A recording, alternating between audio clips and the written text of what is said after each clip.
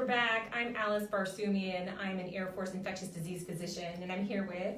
Hi, I'm Elizabeth Markelz, and I'm an Army infectious disease physician. We just wanted to talk about some common questions that we know that you have and go over some of the evidence and data for the COVID vaccine. But first, I thought we could explain a little bit about how we know each other. We were given the feedback that our patients and our beneficiaries have really enjoyed our last video because we have great chemistry. So Elizabeth, why do we have great chemistry? Because Alice is amazing, of course. And so is Elizabeth. So, gosh, I guess we met in 2008 when I was a resident in internal medicine, and Alice Cashin at the time, Alice now Barsoumian, was my super stellar intern. I looked up to you so much. I thought Elizabeth was so amazing and so poised and so intelligent, and it was really cool to work with you in that capacity. So. Yeah, but we've known each other now for 13 years. And it's just amazing how time has passed. Yes, we both trained here in internal medicine, and then we both came here for fellowship, and it's just been great to work together. Yeah, I don't think at the time, I think you knew you were going into ID at the time, or wanted to, and I had no idea what my career would hold. And look at her now. She's such an ID expert. Well, if I ever need an ego boost, I know where to go.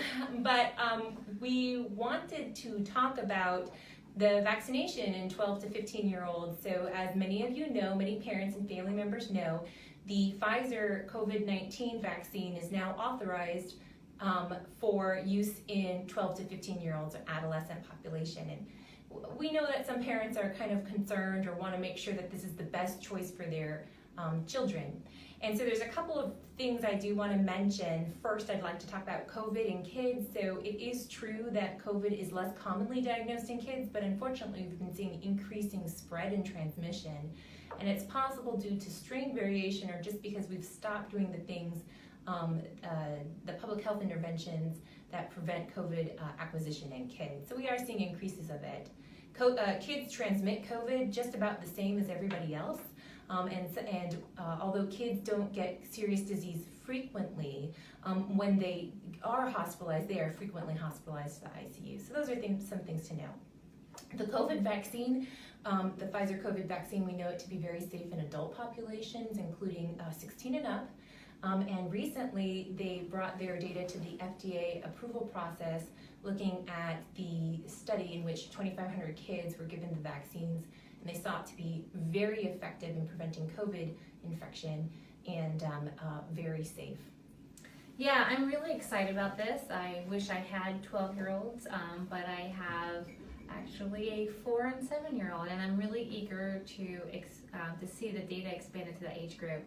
But what we know is that it's safe in the population 12 and older.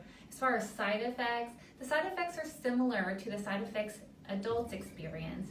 And perhaps they experience maybe more frequent side effects, just like some younger adults experience more side effects than some of the older adults after vaccine. But in all cases, the side effects are very limited and usually resolve within 24 hours. Yeah.